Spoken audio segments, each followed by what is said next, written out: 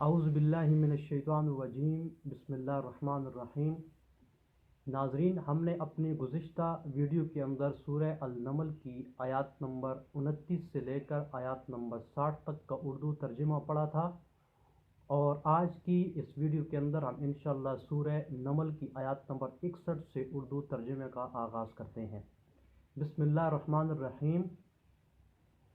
بھلا کس نے زمین کو قرارگاہ بنایا اور اس کے بیچ نہریں بنائیں اور اس کے لیے پہاڑ بنائے، اور کس نے دو دریاؤں کے بیچ اوٹ بنائی؟ یہ سب کچھ اللہ نے بنایا، تو کیا اللہ کے ساتھ کوئی اور معبود بھی ہے؟ ہرگز نہیں، بلکہ ان میں سے اکثر عقل نہیں رکھتے۔ بھلا کون ہے جو بے قرار کی التجا قبول کرتا ہے جب وہ اس سے دعا کرتا ہے، اور کون اس کی تکلیف کو دور کرتا ہے، اور کون تم کو زمین میں اگلوں کا جانشین بناتا ہے؟ یہ سب کچھ اللہ کرتا ہے، تو کیا اللہ کے ساتھ کوئی اور معبود بھی ہے؟ ہرگز نہیں، مگر تم بہت کم غور کرتے ہو۔ بھلا کون تم کو جنگل اور دریاؤں کے اندھیروں میں رستہ دکھاتا ہے، اور کون ہواؤں کو اپنی رحمت کے آگے خوشخبری بنا کر بیچتا ہے؟ یہ سب کچھ اللہ کرتا ہے، تو کیا اللہ کے ساتھ کوئی اور معبود بھی ہے؟ ہرگز نہیں، یہ لوگ جو شرک کرتے ہیں اللہ کی شان اس سے بلند ہے۔ بھلا کون خلقت کو پہلی بار پیدا کرتا ہے، پھر اس کو بار بار پیدا کرتا رہتا ہے، اور کون تم کو آسمان اور زمین سے رزق دیتا ہے؟ یہ سب کچھ اللہ کرتا ہے، تو کیا اللہ کے ساتھ کوئی اور معبود بھی ہے؟ ہرگز نہیں۔ کہہ دو کہ مشرکو، اگر تم سچے ہو تو دلیل پیش کرو۔ کہہ دو کہ جو لوگ آسمانوں اور زمین میں ہیں اللہ کے سوا غیب کی باتیں نہیں جانتے، اور نہ یہ جانتے ہیں کہ کب زندہ کر کے اٹھائے جائیں گے، بلکہ آخرت کے بارے میں ان کا علم منتہی ہو چکا ہے، بلکہ وہ اس سے شک میں ہیں، بلکہ اس سے اندھے ہو رہے ہیں۔ اور جو لوگ کافر ہیں کہتے ہیں کہ جب ہم اور ہمارے باپ دادا مٹی ہو جائیں گے تو کیا پھر قبروں سے نکالے جائیں گے؟ یہ وعدہ ہم سے اور ہمارے باپ دادا سے پہلے سے ہوتا چلا آیا ہے، کہاں کا اٹھنا اور کیسی قیامت؟ یہ تو صرف پہلے لوگوں کی کہانیاں ہیں۔ کہہ دو کہ ملک میں چلو پھرو، پھر دیکھو کہ گناہگاروں کا کیا انجام ہوا، اور ان کے حال پر غم نہ کرنا، اور نہ ان چالوں سے جو یہ کر رہے ہیں تنگ دل ہونا۔ اور کہتے ہیں کہ اگر تم سچے ہو تو یہ وعدہ کب پورا ہوگا؟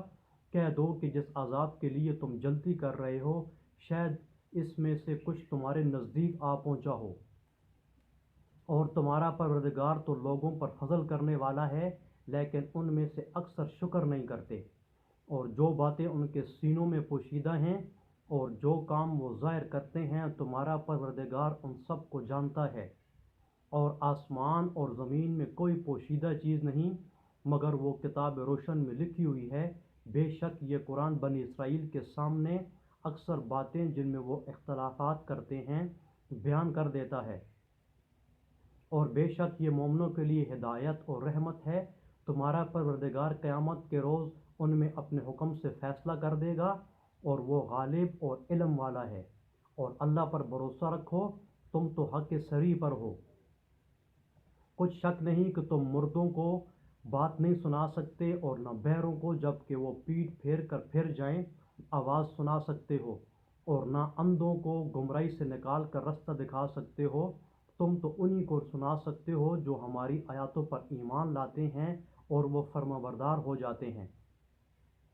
اور جب ان کے بارے میں عذاب کا وعدہ پورا ہو گیا تو ہم نے ان کے لیے زمین میں سے ایک جانور نکالیں گے جو ان سے بیان کر دے گا، اس لیے کہ لوگ ہماری آیاتوں پر ایمان نہیں لاتے تھے۔ اور جس روز ہم ہر امت میں سے ایک گروہ کو جمع کر دیں گے جو ہماری آیاتوں کی تکذیب کرتے تھے، تو ان کی جماعت بندی کی جائے گی، یہاں تک کہ جب سب آ جائیں گے تو اللہ فرمائے گا کہ کیا تم نے میری آیاتوں کو جھٹلا دیا تھا، اور تم نے اپنے علم سے ان پر احاطہ تو کیا ہی نہ تھا؟ بھلا تم کیا کرتے تھے؟ اور ان کے ظلم کے سبب ان کے حق میں وعدہ عذاب پورا ہو کر رہے گا، تو وہ بھول بھی نہ سکیں گے۔ بول بھی نہ سکیں گے۔ کیا انہوں نے نہیں دیکھا کہ ہم نے رات کو اس لیے بنایا کہ اس میں آرام کریں، اور دن کو روشن بنایا کہ اس میں کام کریں؟ بے شک اس میں مومن لوگوں کے لیے نشانیاں ہیں، اور جس روز سور پھونکا جائے گا تو جو لوگ آسمانوں اور زمین میں ہیں سب گھبرا اٹھیں گے مگر وہ جس سے اللہ چاہے، اور سب اس کے پاس عاجز ہو کر چلے آئیں گے۔ اور تم پہاڑوں کو دیکھتے ہو تو خیال کرتے ہو کہ اپنی جگہ پر کھڑے ہیں، مگر وہ اس روز اس طرح اڑے پھریں گے جیسے بادل۔ یہ اللہ کی کاریگری ہے جس نے ہر چیز کو مضبوط بنایا، بے شک وہ تمہارے افعال سے باخبر ہے۔ جو شخص نیکی لے کر آئے گا تو اس کے لیے اس سے بہتر بدلہ تیار ہے، اور ایسے لوگ اس روز گھبراہٹ سے بے خوف ہوں گے۔ اور جو برائی لے کر آئے گا تو ایسے لوگ اوندے منہ دوزخ میں ڈال دیے جائیں گے۔ تم کو تو ان ہی اعمال کا بدلہ ملے گا جو تم کرتے رہے ہو۔